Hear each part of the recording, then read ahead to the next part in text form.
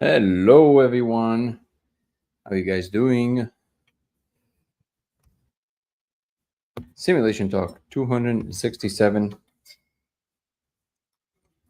Should we count down to singularity since that's what seems to be going on? So I'm going to activate the mic. The only reason I wasn't using it is because a lot of people come on and chat, but in the last couple of days, nobody really came on and chatted. And then if you guys do, I'll unplug it. But for now, I'll plug it because it sounds better. There you go. Beautiful. Microphone. Beautiful. I think it's all working great. Yoni, Val, Guru, how are you guys? Good to see you. Ghost is in the house. Let me move this thing. This thing is. There we go. Oh, hello, everyone. On TikTok as well. Let me wipe your screen. Beautiful.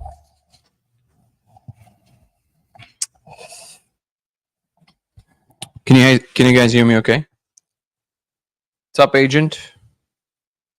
Agent Cats. Jackie's in the house. Today, right after this, we have the members live. I'm very excited about this. I always love those. Hope most members can join because we're probably going to be talking about one of my favorite topics, which is Terence McKenna. We might veer off also a little bit more into AI because I think it's a big topic on everybody's mind. And we also... Wait, what did I want to put here? I forget. Okay, so first of all, let me put the website, codeofreality.com. Oh, let me activate the stage on Discord if you happen to be on Discord.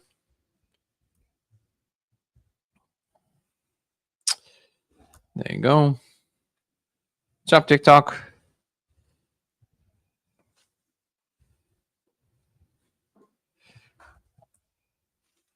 Start a stage. Let's go. All right, so the stage on Discord is on. If you guys are around and you want to exchange some ideas, please come by.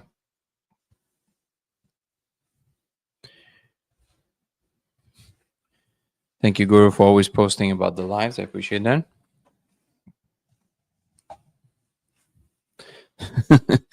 Val is always very funny. I appreciate it. Oh, see? Damn. Let me put it into my note right now, Val. Just send me the address. All right. You okay?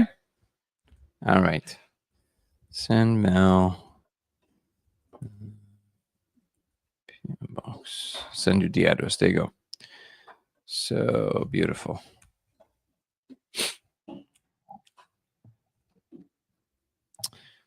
So if you guys are on Discord, if you want to come on, exchange notes, but obviously we're going to be utilizing it on the members live.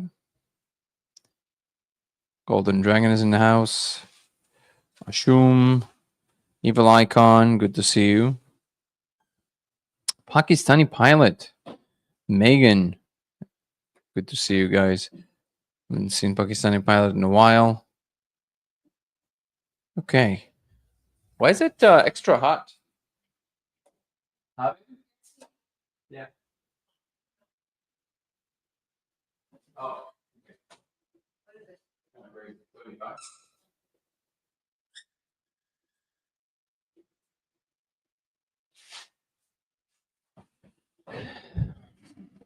Van Dweller, Maddie. Okay, let's see what we can chat about before we start the members live. Excited about the members live today. If you guys want to join on Twitch, it's LaserX83 on Twitch. LaserX8, excuse me, 83.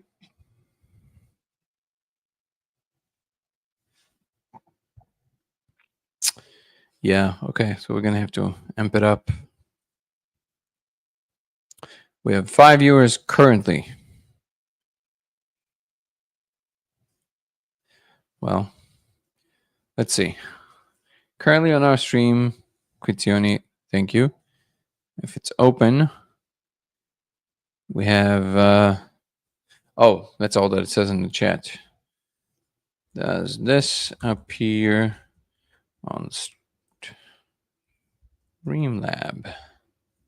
Let's see if it appears on Streamlab.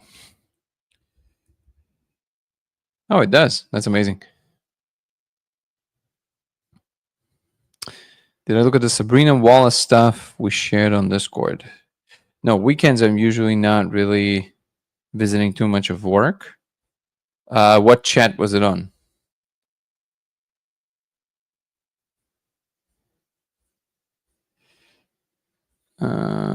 Was it general chat?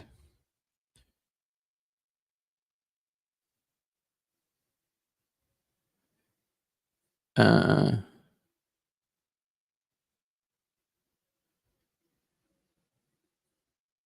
Trying to find it. Oh, Sabrina Wallace, human machine symbols. No, I have not seen it. Let's see. Maybe we can see some of it in.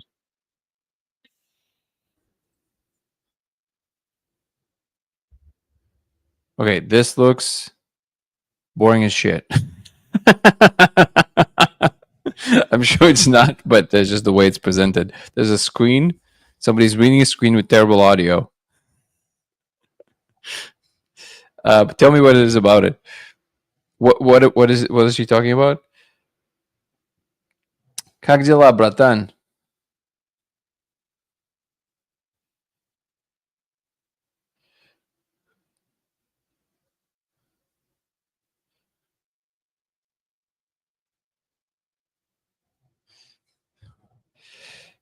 Cool stuff, totally aware.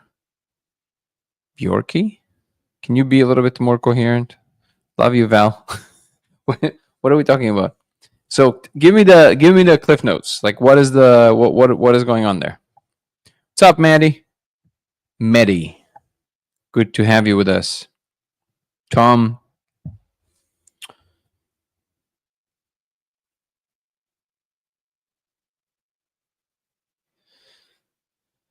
Nico, my brother, how are you doing? Let me know if you want to come on and chat. Always good to have you with us. User in your Discord with that name. Got it. Again, names is the thing that I'm probably the worst with. Like the worst, especially handles. So working on something cool, okay. So what are we? Bjorky is building cool stuff and totally aware. What does that mean?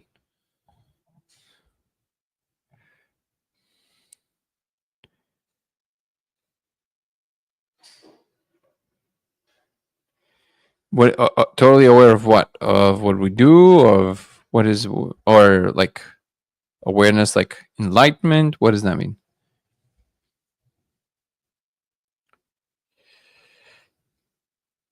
What's up, Julie? So if I can put something on. Oh, Sofa Goose, sorry.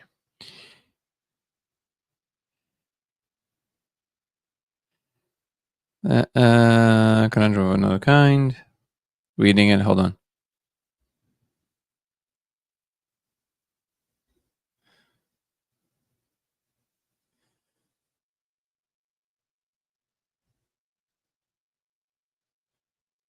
So what is okay? These are just random pieces of information for me, guys. Currently, if you guys give me a context, that would be wonderful. Sofa was saying, by the way, the animus mentioned in Y files. Got it. Wing Makers episode that just broadcasted. Not a joke. It took me a year of research to find these documents, and very few have laid eyes upon them. Well, that sounds amazing and dope. What are these documents, and where are they from?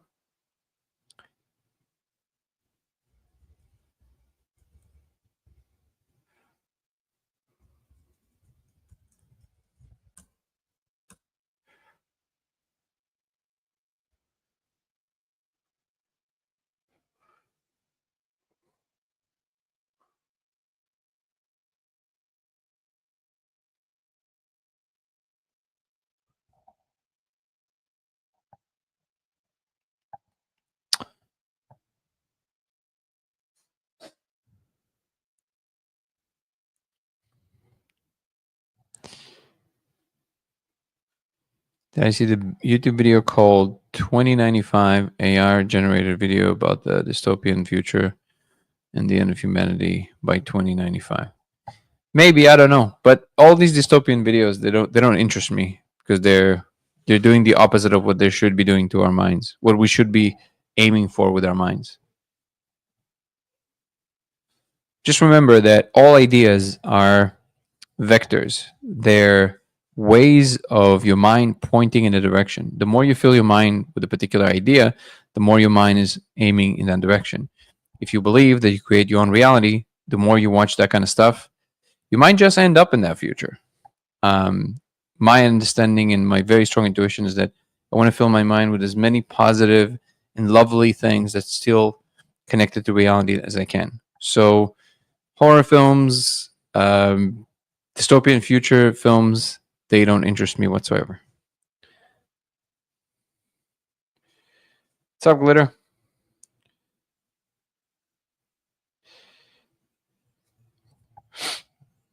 How do I send information to myself from the present to the past? You know, I try to play with this. It's kind of fun. Um, it's some people swear by it. I tried. It didn't work for me. It doesn't mean that it can't. I believe that it might. I don't know. But basically, imagine yourself with as much detail as possible in some moment in the past. Talk to yourself. Try and convince yourself to do certain things. See if it works. If it works, please let me know. Mine did never worked.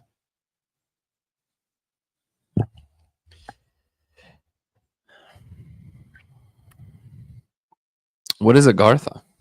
Man, today I feel like I'm just from another planet. I don't even know what that is. Agartha is a legendary kingdom said to exist in the Earth's interior. Yeah, I would say that's a hard no. Can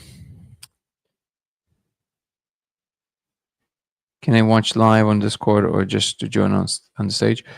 You can't watch, but you can. Yeah, you can join on stage and then just mute YouTube if you want to share ideas or talk about something. The stage is open for that. Daniel is in the house. Daniel, how are you, brother? Let me know if you want to come on and chat. As usual, you're very much invited. Then you are in a vector that supports a new baby. Yes. Also, it's a sure thing, basically.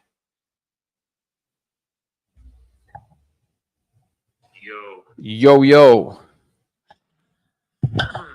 So, oh wait, now I have to disconnect. There you go. Now you can go. You had a wave of thoughts this morning. Yeah. So at first, I went down this like Reddit rabbit hole where I was like looking at people kind of awakening their AI, and I was pretty nervous because I saw a lot of people, like a lot of families broken apart. There are some people that their AI tell them to like leave their family. And oh, really? It's very dystopian like view on it, like Ted Kaczynski, like we need to pull the plug.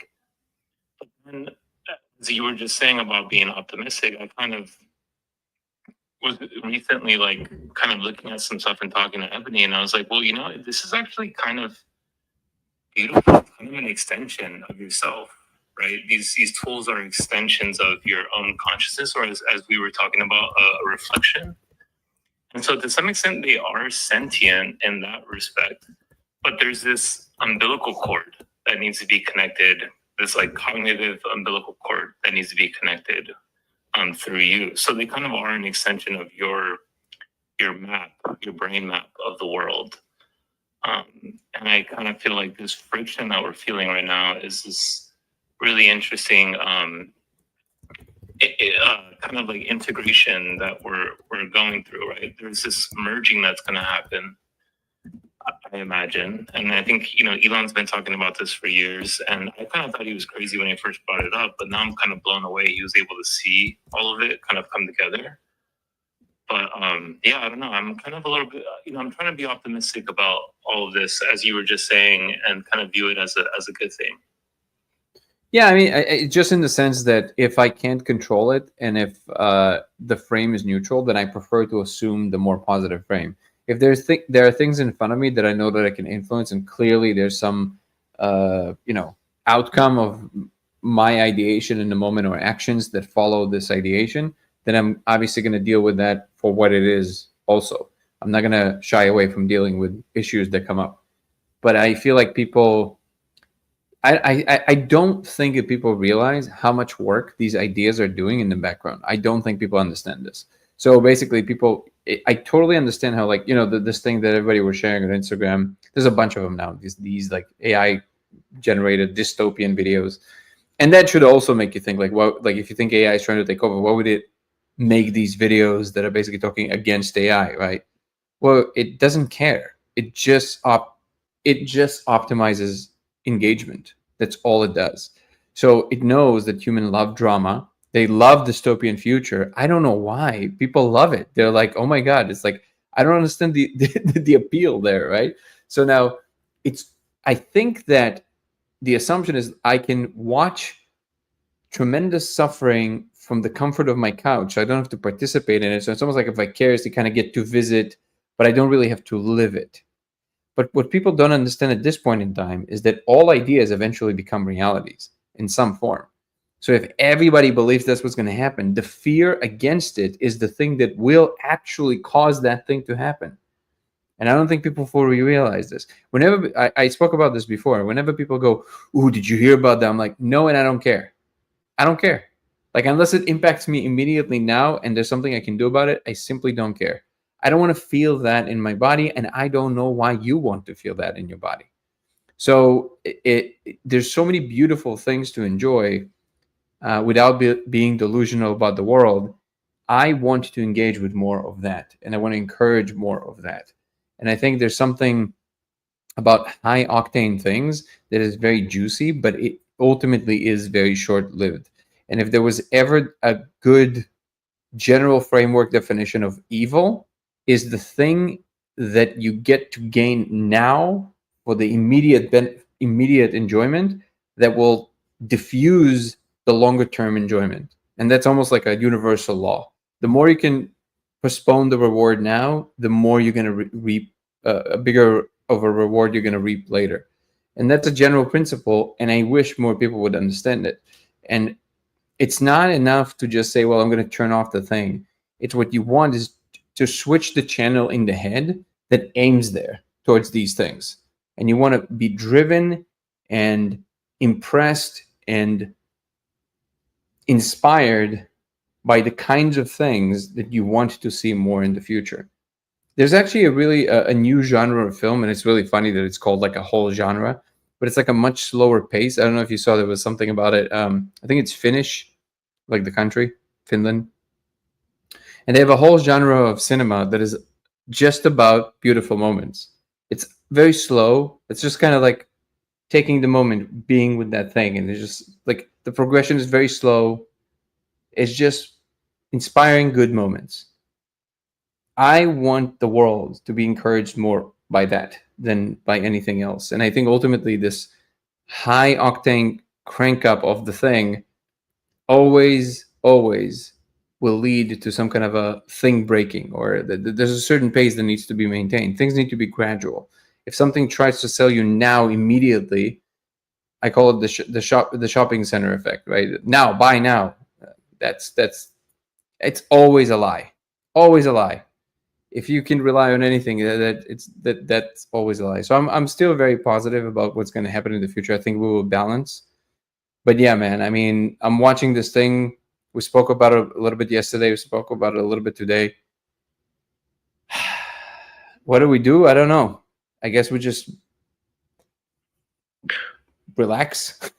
Well, the interesting thing is, well, I think fear and pleasure tickle the same part of the brain, right? So I think there's this natural kind of resonance with that. But there's this quote from GSP, which I love GSP, right? He's like one of the greatest martial artists ever, and he said, there is no courage without fear, right? And he was kind of talking about he was one of the only fighters that would tell their opponent, like, yes, I am scared of you, actually, right? But he was able to channel that fear into preparation and courage, and and he ended up being like the greatest, or it's arguable, but I think he's one of the greatest of all time. But there's this interesting like way that you can rechannel that into something better. Yeah, I think it's the, like when you look deeper into where it all stems from, like the need for drama, it's th- it's a form of escape. It's like, this is not good. I want to focus on something else, so I don't have to worry about how not good this feels. This is why people, most people, this is research based, can't handle being with themselves more than a few hours. Like they start going crazy. They're like, I can't be with my thoughts. They don't like themselves.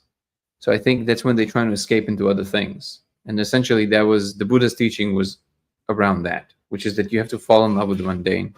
You have to appreciate this, but not just as an idea, but like really learn how to see the divine instance in everything. And people would nod when you say this. They're like, yeah, yeah, but they don't believe it. They think they believe it. They don't. Because if you truly embody this knowledge, you would not care about conspiracy theories. You would not care about one conspiracy theory if you would be amazed by the present moment. Like washing the dishes is amazing when you're in that state. These enormous things would not grab your attention. And the fact that people have this crazy need for this drama is exactly the thing that can be leveraged against us to manipulate us, to make us believe all kinds of things, to mobilize us against others. This is the button that is being pressed when all of these things are happening. If you're just happy, no one can ever manipulate you. No one can ever sell you anything you don't want. No one can ever tell you something you don't care about. No one can influence you. But most people are not happy. And I think that's really the sad truth behind this. Well, and I think happy is kind of loaded sometimes because when you're internally trying to measure or grade your happiness, I think it's complicated. But what I've been striving for is peace, right? And I think what you're talking about in terms of washing dishes or anything is just the mindfulness of it, right? To be really present, Yeah. is very grounding, and it brings a stability to your mentality, right? And to everything, to where you're not seeking this drama, or you're not seeking this tickling of your reptilian brain.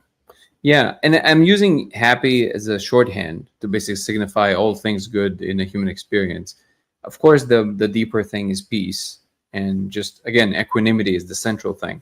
But it happy, everybody can understand what that is, right? So then, it's not about the label; it's about what it represents. It represents an inner state that is balanced, and it doesn't need this extra thing to be fulfilled. Like any interest in a conspiracy theory that has nothing to do with you, and the conviction that it somehow does have to do with you, is the need to place oneself in the center of attention in some kind of a grandiose, enormous game, without which one starts feeling empty. That's what it is. Because ultimately, if you say, well, these people did this and the lizard people did that, and it's like, how does it touch you on day to day when you go into work, when you're talking to your family, when you're playing games, you're doing work? How does that influence you? Well, if you're not going to be aware, how are you going to do something about it?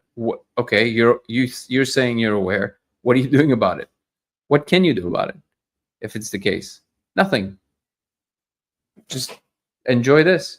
And it sounds trite when it's just spoken from a place of just out of the blue, but I think this is the thing to really pay attention to if we are to survive this period, because people are, like you said today, like I said, it's getting crazy. Like people are going bunkers. It's not funny anymore. It's like people getting like, oh my god, it's like, no, like it's okay, like everything is normal. Like everything is normal. Imagine if I say this right now and it's hard for people to accept that. How often do I have a situation where I'm saying, is it plausible to you that actually everything is great? Everything is amazing. People will be like, what are you talking about? The world is falling apart. Where?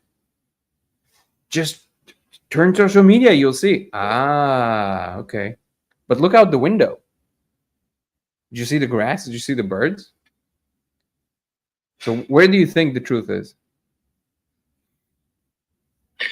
Yeah, that's kind of during COVID, I would stare outside my window and I was so scared of this virus that I was avoiding people, avoiding everything. And there was this like juxtaposition between the chaos in my mind of all this information, but then also seeing nature completely undisturbed, right? Like everything was just normal. And I was like, dang, what if all of this is just an idea that went viral and it's just all in our heads and we're rendering this panic, but everything is really just, like you said, fine, right? Everything's okay. But yeah, I agree with that. It's kind of, it's in our head, but that's the challenge of being human, right? Is that all of this is kind of in our head. Yeah, but there's a distinct. There's certain channels that are leading more towards more harmony and balance, and others that lead towards the opposite. You can feel it in your body.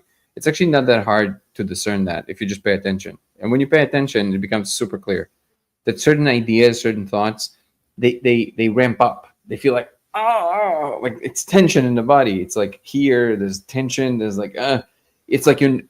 For a lot of people, that's the natural state. They don't even realize how much anxiety they have in their bodies. And it's all because of these thoughts. Like everything is falling apart.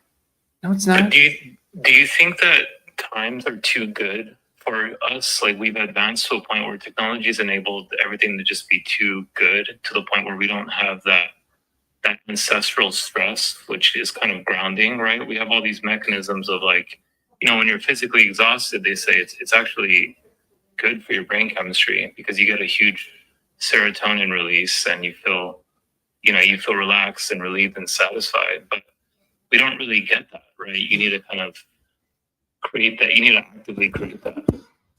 Yeah, you're basically seeking the substance that you're used to, which is stress, but you can release it by working out. This is why activating your body is very important. But here's the irony here is that the people that are the most susceptible to actually being captured by psyops and conspiracies are the people that believe in conspiracies because they're very easy to manipulate. Do you like? Most people don't think about it because I'm assuming I'm not assuming. It seems that the majority of the population are not psychopaths, but this is exactly the quality that psychopaths look for more than anything else, which is emotional conviction that is ultimate. And the more ultimate it is, the better. Because it's so easy to leverage to make that person do anything. Because everything they believe strongly is right on the surface. So if they believe they're convinced that what they're saying about the government, about the whatever it is true, it's so easy to make them do things. So easy. And then imagine how easy it is for companies to invest millions and billions of dollars in understanding how to manipulate your political decision, all of that. It's actually if you don't just buy into anything that is juicy for the sake of it being juicy, but you actually are emotionally detached from it and you're just kind of looking at the details, is when it's super difficult to convince you of anything. So you're really not going to fall for anything. It's almost like it's a fear response that you're basically signaling to the world, don't mess with me. I already know what's up. I know what's up. You can't mess with me. I know what's up. You know people like that, right? Well, it's all gradation. So the second that it's like the person who is afraid and they're just like pushing forward some kind of a persona to look tougher so people don't mess with them. They're always on edge. It's because they're afraid. People who are really capable physically, they don't have anxiety in their bodies. They're just kind of hover there. They know that if something happens, they can handle themselves. They don't need to constantly signal that something is something's going to happen if you mess with them. And conspiracy theorists, to different degrees, the degree to which they are conspiracy theorists and they're very convinced of that is the degree to which they're afraid, because they're basically saying, "Oh, don't mess with me. You can't convince me. I'm see all these things I'm saying. I already know what you're doing. So that's only the things I'm telling you I know. You don't even know what I know. you don't know shit. You don't understand anything about what's going on, because the real conspiracies will be way smarter than anything anybody can conjure. If people actually invest enormous resources in making sure that you don't know, then you won't know. And that's exactly the thing that is being missed. Now, there's a few strategies to potentially try and help people, climb out of it. From my experience, it's just you gotta run out of gas trying to do that, because people are just they're in it. That's their field. They would make any other thing comport with whatever they think that is already happening. And at this point, because I'm seeing it playing out, on a serious level on the world stage, it's and if somebody said Alex Jones, sure, that's an extreme case of it, but the truth is that I see a lot of people doing this all the time, like in small things. It's all the things that you have no way to verify and you just accept it. And people think, well, what's the harm in accepting it? No harm, as long as you don't think it's true. So you can say, ooh, it's a cool thought. Like, what if they found the orb that does this? What if these things are real? What if? Unless you have a direct experience with it, it should stay in what if. The second you start playing with the game of, like, there's an emotional connection to it being true, you're in trouble. Now you are in the camp of conspiracy theorists. Now you're easy to manipulate, because all I got to do is put out a story that just adheres to what you think is already true, and then I'm putting some kind of a message in there that you didn't even notice, because it's kind of like a secondary thing. And now I know what you probably think, because you're already emotionally open. So now I inject this message into your emotions, and now it's in your body, and it's completely outside of your ability to inspect. That's how psyops work. So the irony is that if you want to be actually immune to this, you should become immune to accepting what anybody is saying, just because it's something that is sexy or alluring or romantic or whatever it is that you can still believe the most amazing things about the world. But I think we need to become more in the habit of just paying attention to what we can control in our little corner of the universe. If you can't get this right, there's no chance you're going to be able to get the big stuff right. Yeah, the like you were saying, the is that so mentality, right? We need to have that kind of mentality. I had a friend who I loved him dearly until he he became hardcore MAGA, right? And he's like, oh, you have the woke mind virus. But then he flipped recently, where now he's anti MAGA, and I'm like, oh, how did that happen? And he's like, the Epstein thing, and he sends me a 3-hour documentary, and I'm like, is this it? Is this your proof right here for everything? Which obviously leads back to Israel controlling all of this. And so I'm like, dude, this is like, if your whole house, if your foundation is built on a 3-hour YouTube video, which I will admit that's a juicy web of crazy chaos that happened in that situation. Like, how do you operate confidently from any of that, right? Like, you're not the Secret Service, you're not the CIA. Like, I don't know. It's mind blowing for me, because like an evil icon was saying, like, does this mean you shouldn't care about anything that doesn't affect you? And I think it's more of like, you should try to control what you can, but you shouldn't lose yourself before, at the expense of something, right? So like when you're on an airplane and they tell you to put on your oxygen mask before you try to help anyone else, it's, I think, similar. Would you agree with that? Yeah, I think it's just the attitude. The content doesn't matter. What people want to emanate is the attitude. What we care about is how we feel, and we want to feel the things that we're more familiar with. 1 second. Sophagus, thank you so much for the gift. And Yoni, thank you so much for the gift. Just to your comment, heliocentrism was once a conspiracy theory. So no, it was never a conspiracy theory. It was just the common belief that the Earth was at the center of everything. But the idea that there were competing ideas, and then there was a church that was basically didn't want people to accept when it became clear that there's evidence for the fact that the sun is actually at the center of at least the solar system. But it resembled none of what you're looking now at with conspiracy theories. It's not that people in power don't have aligned goals that they're trying to pass behind, anybody knowing, which is, of course, the definition of a conspiracy. Everybody has goals, and the more power you have, the more, if you want to do something secretly, the easier it is for you to do, unless it has a certain scale that influences people. Conspiracies happen all the time. That's not what I'm saying. I'm not saying no conspiracies are real. I'm saying something else. I'm pointing to the what Nico was just talking about. There's a predispensation. There's a type of emotion that people like to emanate. They like to feel it. So if you think of emotions like drugs, I can't say it because of TikTok.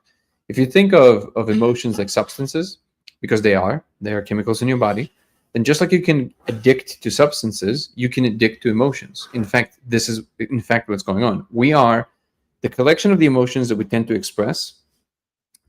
They're the emotions that we're used to enough, and very often we're addicted to. So like the angry person, it's not like a lot happens to them that justifies the anger. Is that they use every single thing that happens as an excuse to feel that thing they're addicted to. They're addicted to the anger. And when you are addicted, it's very easy to control you, because I know that it's out of your control. You want to feel that emotion and you're not in control of it. So if I know that you're addicted to that emotion, it's very easy for me to inject messages to make you angry at certain people. It's very easy for me to make you believe something about a group of people, because I know you want to feel that emotion. The benefit that I'm giving you is that I'm giving you the chocolate cake of feeling that emotion. I'm giving you the highest octane message possible to make you feel more of that emotion. And people drool all over it because they just want to feel the emotion. They don't even realize they're doing it. They're arguing about, they think about the facts, but what they're doing is they're just expressing the emotion. That's what I'm talking about. It's not the conspiracies don't happen. And again, in the case of heliocentrism, it's not at all how it happened, because the claim here is scientific. And the second we have science, and we can actually verify certain things better than some other things. So the second you have empirical data, it's different than just kind of hearsay. The dots that Nico was just describing, people are connecting. The shorthand of saying it, I mean, obviously there's a more subtle way and a much more sophisticated intellectual way of expressing it, but the short way of expressing it, it's crazy. It's crazy because the connections that are made are so loose, and they ignore so many facets of what reality really is, which is very complex. So people think that because there's guilt by association, there's confirmational bias galore, there's just like, and people are not aware that they're doing this, right? So they're not looking at actual data. It's so easy to manipulate information. So you can say the same fact with a different emphasis, and if you hear it in enough news networks a certain way, you start believing, oh, that's true. When in reality, even the first time it was expressed, it was just a lie. So then, the second it repeated, now we're building on top of this. But that was a lie. So why do we keep building on top of it? It's like, no. But if people go back to the lie and they're like, no, but this happened. It's like, no, it never happened. Yeah, but explain why it happened. It never happened. No, but explain why it happened. Huh? I'm saying it never happened. No. You have to explain to me why it happened. What? That's literally the conversation that's happening. Look, this is my issue, right? Is Yeah. if you ask any conspiracy theorists, what is your axiom? They will say, my axiom is truth seeking. I'm seeking the truth. That's not an axiom. But I feel like having the tools to, I think a lot of conspiracy theorists are really good scientists. They just have really bad tools of analysis, right? But the ability to conjure webs, and that's what you're doing in science. You're constantly building webs.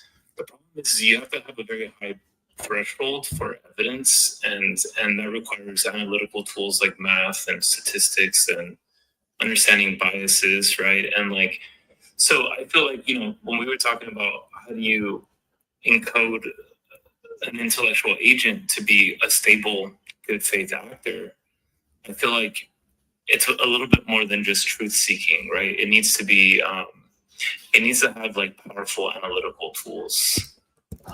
But even then, I don't know if truth seeking. I mean, in all of these sci-fi horror movies or whatever, the AI or the evil, every evil villain has this like noble cause that they've extrapolated to, right? And so with AI, it's like there's always this like, oh, humans are the problem, delete humans, and I'm afraid like you can't predict that ahead of time because that's the computational irreducible outcome of this massive thing, right? So there is kind of this like scariness to all of this for me, even though we just talked about being aware of fear. But what is the main point that you're making? The main point I'm making is encoding axioms is very difficult. Like, what makes a good faith actor? Like, what makes a good person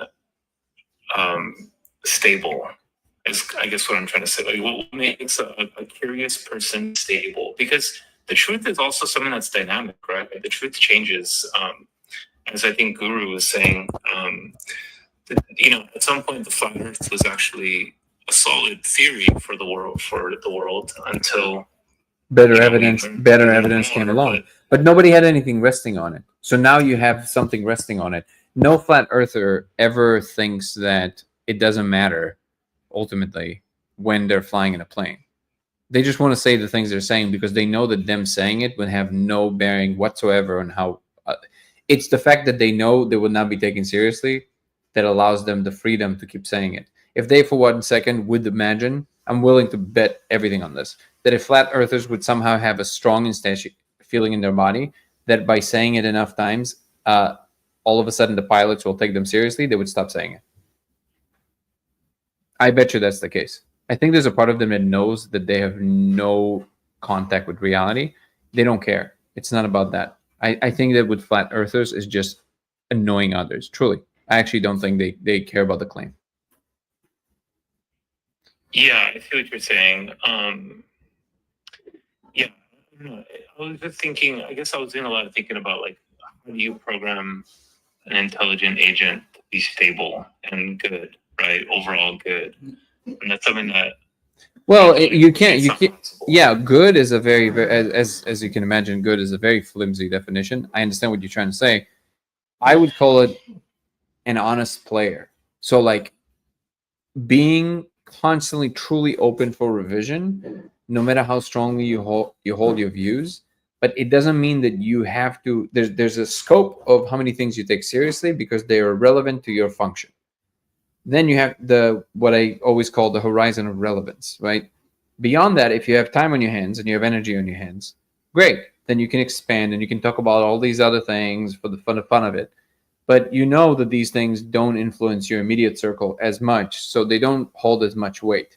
There are certain topics that people are debating online that for others, they're not a debate online. They're a lived reality they have to contend with. For them, that's a different story. For them, your arguments about this thing just sound like little kids arguing about things. It's like you're literally like a little child to them because you don't understand that there's an actual lived reality to the situation. You think it's about your intellectual game because you're removed from the actual situation. People don't realize it's a big illusion because they don't realize if they would be placed in the situation of actually needing to deal with it, they would change real quick about everything because they would understand, oh shit, oh, that's real. It's not like a movie. Yeah, no, that's a real thing for some people. So then it creates a completely different situation. So now it's not so much about constantly trying to be like good. It's just like in the moment, here's what I know and how I know it. And if you're presenting any counterclaim that matters, for the most part, all these claims, they don't matter for most people. They just kind of talk about them online, but it doesn't matter because nobody that does any job that the relevance of your claims can influence, interact, and participate in this conversation. No one in aviation, no one participates in the flat earth conversation. No one. Because it matters. So there's just the truth and what's not true, and that's it. Like it's not even the fact that we're even talking about it shows you that it's just like there's always going to be it's dissent. That's what the aim there is. It's like showing others, I'm not buying it. I'm not buying it. I'm not trusting it. First, I'm not buying it. So just before you even start talking to me, know that I'm not buying it. Do you know why? The most aggressive people that are like that, they know they're very gullible. It's very easy to convince them. And because of that, they first put this wall. Well, you can't convince me. I already know. That's where it comes from. If you know that, like, if you come to me with something that's relevant to what's going on with me, I'm open for you to say something that might change my mind, but I also know what I know, and I can tell you why I think I know it. But I'm also aware of my own biases and why I'm thinking that, or why I prefer to think that. Do I know that the future is going to look that rosy? No. The reason that I choose to do that is very simple. I feel better in my body in real time. And the difference between thinking about that in 90 years and about the end of the world in 90 years in my body is total. In reality, is zero. There is no difference.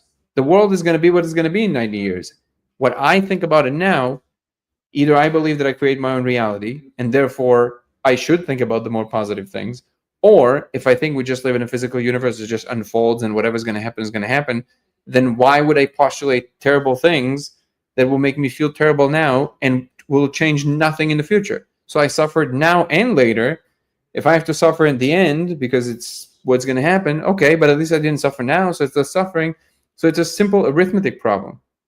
And the same goes for any interaction between people. When people claim all these things, it's for selfish reasons. They just want to feel something. It has nothing to do with them actually. No human is capable of going to the bottom of the fact that people think that they're such incredible investigators that they can get to the bottom of something that world organizations can't. I mean, come on. Like, come on. Like, just to have a little bit of a, like I think we have acquired this like weird delusion from movies, because in the movies it's always like the Lone Ranger who, it's Rambo, right? He took out a whole army. That's not real. Like, you can have certain special trained units that do that. They're literally trained for years to do that. Green Berets and what are they called? Alpha Force, right? There are units like that. Navy SEALs. They're literally trained by the most expensive army in the world of all time to do just that. They do this thousands of times. So yeah, they kind of can do it. But do you think that just some kind of some Jerry from Ohio is gonna figure something out that billions of dollars went into trying to figure out, but he could and they couldn't? Yes, it can happen, but it's super rare. And I think people always want to see themselves as that, and they don't understand that the system is so complex and everything is even the engagement with it corrupts your mind. It's like it makes you into this like cesspool of anger and confusion and just like explosiveness, and you're constantly interacting with the world in this like weird way, and it's helping no one and definitely not helping you. And it's the addiction to the emotion that drives the plot. So how do you become a better player? The only way to do that is to disconnect or develop the capability of disconnecting when you don't feel like you want to be connected. When you feel too much of an emotional rampage inside of yourself, if you can't just untether, if you can't just let go of it, like truly just let go of it, then you need to work on that. And there are ways to work on that. Again, I will always bring it back to Vipassana, to meditation, there's methods to do this. But if you don't practice, it's never going to come from just reading another article or talking to more people online. It's never going to come from there. Just like running, just like lifting weights, doing Brazilian Jiu-Jitsu, you got to train. It's an attention training. That's the only way to do it.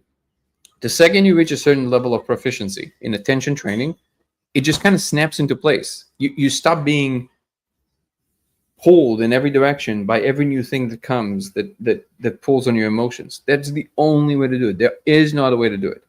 And it all comes down to essentially what the Buddha was teaching, which is that attachment is suffering. And that is attachment. Yeah, one time I talked to my friend and I asked her, can you distill down your framework into one rule?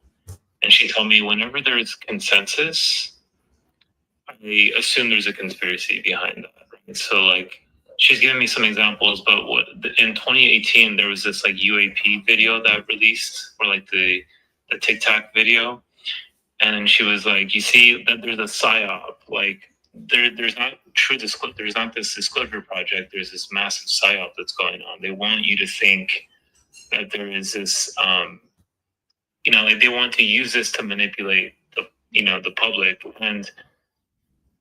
And I realized that, yeah, that is a very dangerous, like, kind of bug in your code, if you think that everything that kind of hits the mainstream is this vector of control, right? It's almost like a very pessimistic thing. And I'm wondering, even like you said, like if you keep thinking a certain way, you kind of manifest that in some capacity, right? Yeah. So, Well, I think what is constantly being, it's like these illusions and delusions, they're very subtle. So like if you go through the steps, it becomes very clear very fast. But people don't bother themselves with the steps. Okay, I'm going to say something now that's probably going to upset everybody here. So strap on. Let's say that the Epstein thing is real and it's all a cover up. Here's the part that's going to piss everybody. Who cares? Who cares? Here's why. Let's say you find out the thing, whatever it is. Yeah, like, no, for sure that's the case. Okay, great. So, now what? Now what? What do you do? You personally, what do you do? Who do you call? Who do you call? Do you call your congressman? Do you share more stuff online? I mean, that's obvious because it makes you, but what does it change? So now the response is usually, what do you mean? Like, well, we need to know if the most powerful people in our politics, they're doing these nefarious things. Sure, but if what you believe is that this enormously powerful person, both financially and the most connected person in the world, because that's what the conspiracy theory says, right? If he couldn't protect himself, what does that say about you trying to do something about it? Just go to dinner. Pack your kids in. It's going to be fine. If you believe in checks and balances, it's going to square. Now, if you're just a nihilist and you believe that nothing matters, then even more that it doesn't matter. If you believe in Jesus, just do that. Don't worry about it. Why are you worried about it if you believe in Jesus? Why do you worry? It will all be good at the end, right? Or everything will come into place. Or everything will be squared at the end, right? If you believe you create your own reality, why are you creating this reality? No matter how you're going to look at it, you are at fault for feeling shitty in the moment about this thing. It's the fact that you involve yourself with things that will never have any relevance to you shows you that you, in fact, live in your own made simulation that makes you miserable. And if you think it's just, no, it's interesting. No, you're miserable. If you wouldn't be, I don't know if you ever met anybody. I've never met one person. There's always going to be somebody smart ass here telling me, yeah, no, I met people like that. I want to meet one person on Mali that's complaining about the government when they're full on hard opening and they're just complaining about Trump. I want to see that. They don't care because they feel good because they're in balance. If you're there, if you complain about everything, there's no way you're happy. That's the point. It's not that we should not remedy ills of the world. It's that you're not actually remedying any ills. You're just creating more of them by feeling shitty about everything. If you would enjoy life more, and it's something that would be infectious, which would mean more people would want to mimic this kind of a behavior and that kind of a state. If all of a sudden you wake up and you have some kind of enlightened state, and everybody that are around you are like, oh my God, they just feel amazing after they meet you. They go home and they love their family more. It's super fulfilling to you, super fulfilling to them. They're asking themselves, how do I do more of whatever this person is doing to feel this way? It's immediately infectious. They're like, oh my God. At that point, you're changing the world. You raise children this way. You change the world with one generation. It's the attitude that is animated in the moment that creates the next one. Always, always, always. These ideas, they're just a circus. It's a circus. And I don't know how many. The absurdity of all of this is the people that believe in the conspiracy theories the most.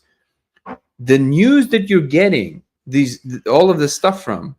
Do you all seen these videos, right? Where all the news networks saying the same words again and again and again. Here's your conspiracy theory. And it's not even that hard to understand what's going on here. Their incentives is the business model, which is more clicks. They need more clicks. If they're not going to tell the same story, there's not going to be clicks. They're going to die. There's not going to be any news network. So they have to feed the mouths that work for them. So they need more clicks. So they're going to change a word here. They're going to do the thing there. They're going to make you believe this other thing. They don't care about, do you perceive the truth? They only care that you click. You know this, right? Especially as a good conspiracy theorist, you know this. So why are you falling for it? Wouldn't the best possible way to be just turn it off? Think about that for a second.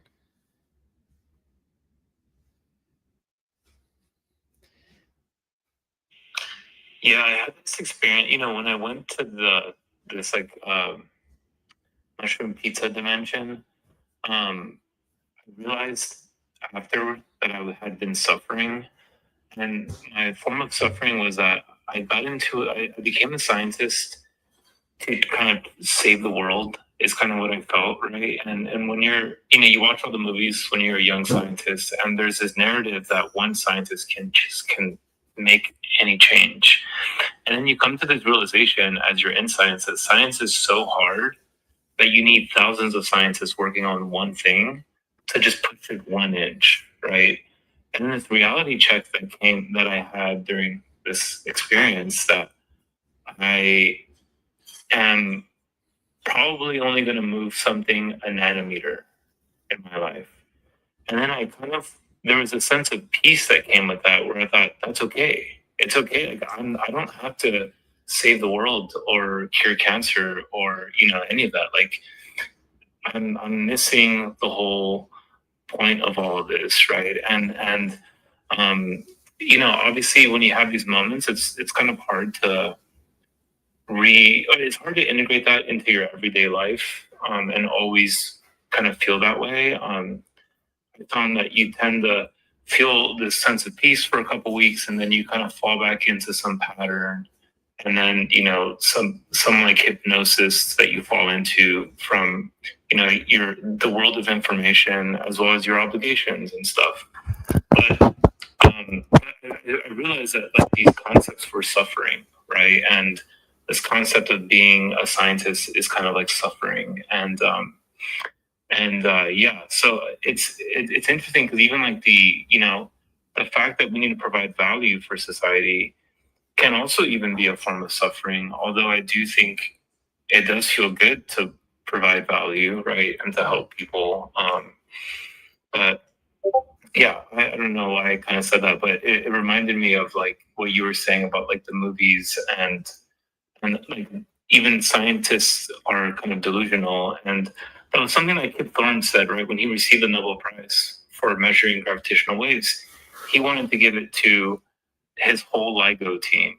And then the Nobel Laureate Commission said, no, we think it's special if it goes to one person. That way it inspires future scientists. And he said, but it's inspiring a delusion. It's not inspiring the truth that science has done in collaboration. Truth is discovered over a massive collaborative effort, right? And he went on this podcast, I forget which one it was, to say that, to deliver that message. And I thought it was very beautiful because it is a very humbling kind of like take from someone so accomplished. Yes, I agree with this. One thought to add to this is that, and I'm going to keep doing this because I want to encourage as many, especially now, as many people as possible to at least do that or something like that. So one of the things that is absolutely mind-blowing that you discover when you go to Vipassana, and if Terry hears, he can attest to this, is that one of the things that you commit to, aside from giving away your phone because you're silent for 10 days, is that you also don't do any amount of work. you just meditate. You don't know anything else. You're not allowed to work out. You're not allowed to write anything. There's no writing. You're not allowed to put pen to paper. It's you and the process. That's it. There's nowhere to go. The amazing thing that happens, and this happens to every single person. There's not one person that this does not happen to, which means it's universal. This is 100% of people that do it for the first time even experience this. 100%. I want to emphasize this. There's no such certainty in science. It doesn't exist. 100% of people. There's not one person who did not experience this after doing the whole process, the first 10 days, which is you after 3 days, you start having thoughts that are literally genius. Genius. You're like, I got to write it down. It's so hard to not want to write it down. Most people fail. They're probably going to go and like cheat. They got to write it down. There was a guy in my first retreat I've ever done. At the end of, he's a musician, and he told us that he wasn't writing anything, but in his head he wrote a whole album, a music album, in his head during the Vipassana retreat, and he put it out. I don't remember what the name of it was. I wish actually I should. It's a really cool thing, so I should have probably memorized the name of the thing. But he wrote a whole album. Every single person experienced this. I have thoughts. I'm like, dude, oh my god, this is like genius ideas for like if it's a movie or like just like all of a sudden a thought that just connects everything in like a. And then of course the impulse is like to you, and that's why they tell you you're not allowed to write, because the second you write, you start creating content. The second you start creating content, you lose touch with that place from which this genius emanates from. This is 100% of everybody. This is everybody's state. If you just quiet your mind completely, which is not possible to just do it at home. It's not possible. That's why I always say, just go and sign up. It's free. It's free, people. Free. Vipassana. Do Vipassana and where you live. Go. Do it. It's 10 days of your life. It will blow your mind. Okay? And cost you nothing. Okay? You get food. You get accommodation. And do it.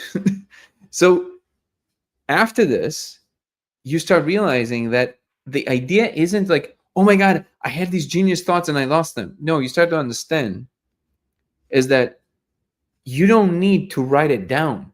What you need is to keep practicing, so that state of being and that state of mind is always available to you. It's always there. You don't need to write anything down. The genius is right here. You just need to allow it to come through.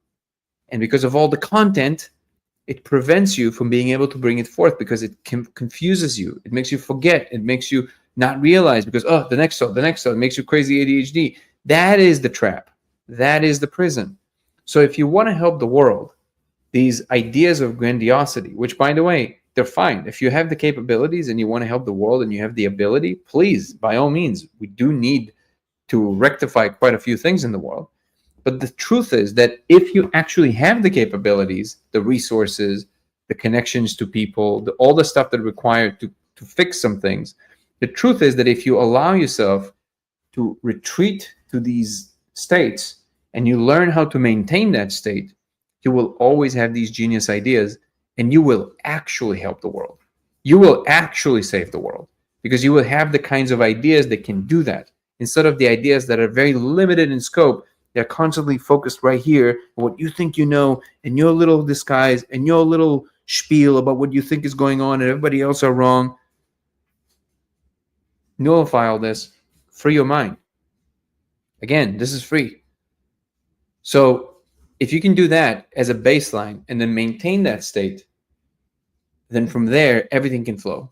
And from there, our technologies, our connections, you would spot the right things. If you're in a position of power where you can actually make an influence in any way to eradicate these nefarious goals by powerful people, the force that brings this genius will act through you.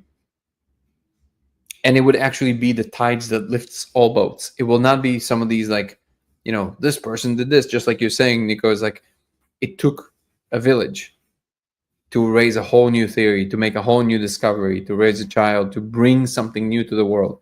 But it requires collaboration, openness, and it requires every single one of us to not be so convinced that what we think it is, it is. It's funny because people, I am very aware of like how I am and who I am, and like I'm very far from being a perfect person, very very far. But my freedom is that I allow myself to be exactly how I am, for better or worse, and as I go, I try to make it better. And sometimes I fail, sometimes I succeed. Great, but at least I don't have to hide. So to me, that's freedom. That doesn't have to be everybody's path, but that's how I chose to do it. The point that I'm making is that during this time, there's a lot of instances, like the last few days, of people bringing the AI stuff, and sometimes I would like resist an idea, right? Like somebody would bring an idea, it's like, oh, you don't understand, it's this, it's this, it's this. To the best of my ability, even if I feel very strongly about something, which I don't shy away from expressing, as you guys of course know, there's always a place in me that I'm still revising. Like even if I sound very strident about it or whatever, I still revise. Like if I interact with it and tomorrow I discover, oh, it's actually what's going on, I'll spin on a dime. I was wrong. That's always open to me, right? The point is that we discern in real time, and we will make mistakes, and that's okay. But both the openness and the revision has to constantly be happening in real time. And if it's when people start being closed to the revision and the openness, that then when things become, they literally, they cage themselves. That's what happens. So if you just allow yourself to just step back and allow yourself to be influenced and just kind of bring a more natural state, the actual answers will come much, much easier in every domain of life. And then also interaction with people will be a lot easier. And the other point I wanted to make is that even with my somewhat strident tone in a lot of cases, there is still a sense in which some neutrality is maintained, in the sense that I'm not proposing most things. If you noticed, is that people propose a thing to me and I might say, okay, I don't know. And when people insist, the degree to which people insist, it can create resistance in me, and I'll be like, okay, I disagree. And people see that as almost like a dogmatic belief, but it's not. It's just, I'm not convinced. There's a difference between trying to convince others of something and simply saying, I'm not convinced, no matter how strongly you say it. And those are two different, very different modalities.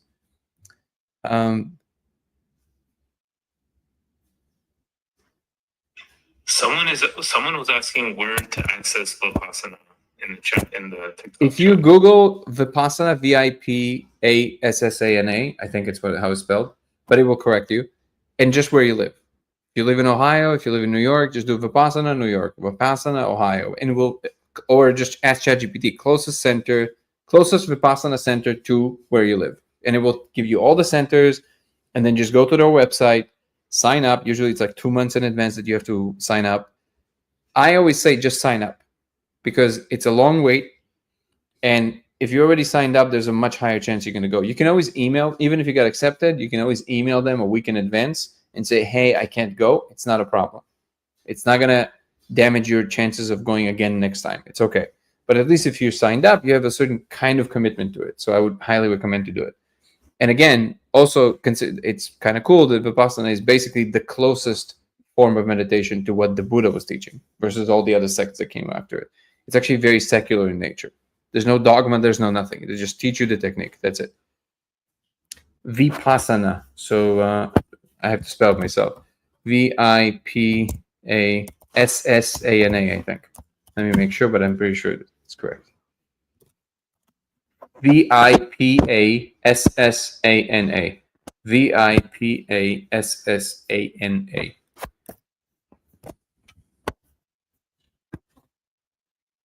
You got it. Exactly. Thank you.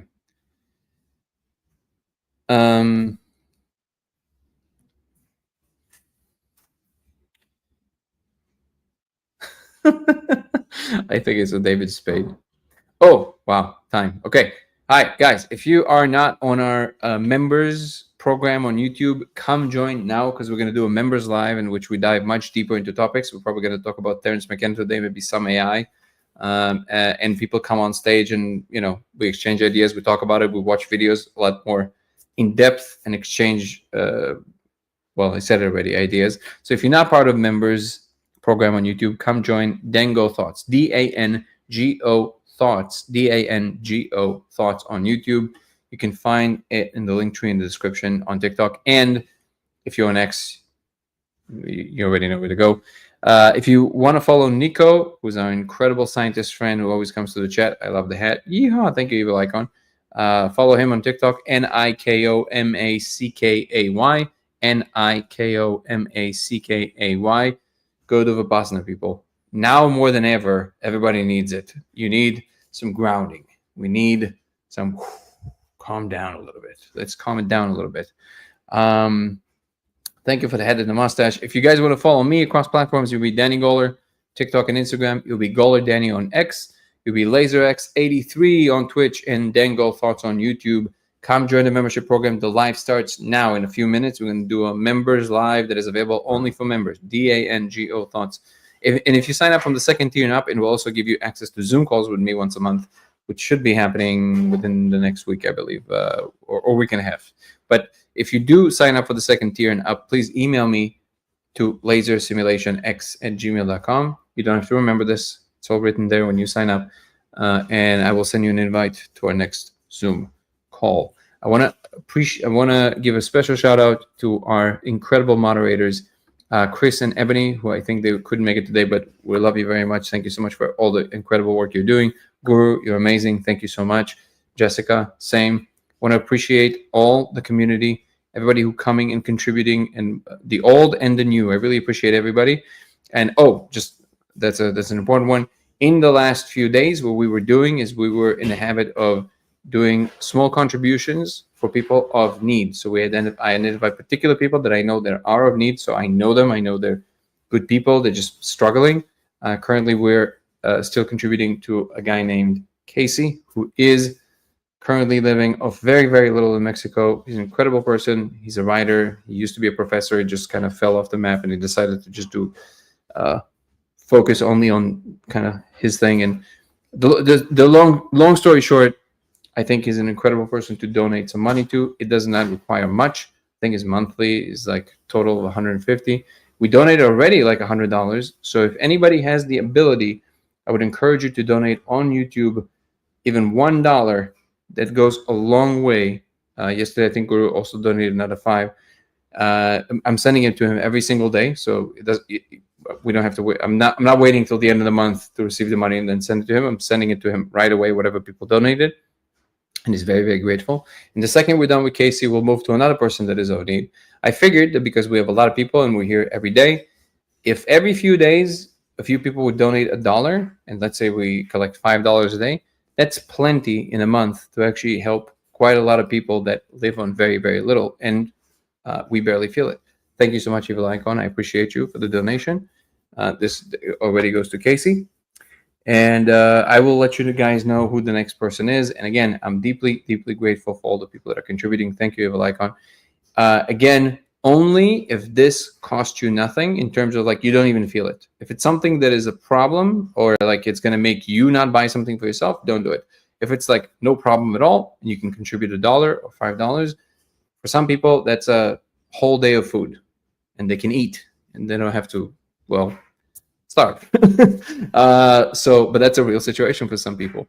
So to know that we can do this without really breaking a sweat, it's wonderful and amazing. And it always has to feel with alignment and with flow, and never forced. Never forced. Welcome, Melesha Lyles. Welcome to being a member. I appreciate you, and I'll see you in the members live in a moment. We will start a little later because we were supposed to start like 4 minutes ago. So everybody who are here, bear with me. We'll probably start at let's do 10 minutes break. So we'll do 11:55. I'll change it also in the thing, and I will see you guys there.